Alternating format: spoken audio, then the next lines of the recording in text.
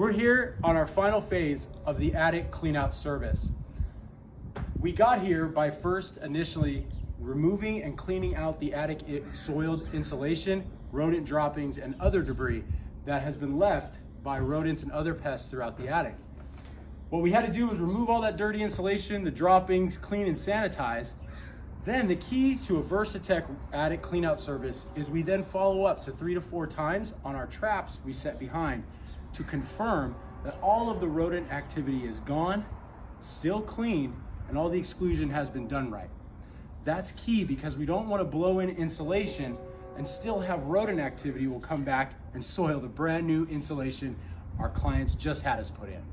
So a big key point to that service is making sure that the rodent activity is gone before we start this part. And what we're doing here today is we're going to be taking our great Johnson's Mansville insulation, getting it put through our hopper. As you can tell, we're already set up and almost ready to start getting the insulation put in.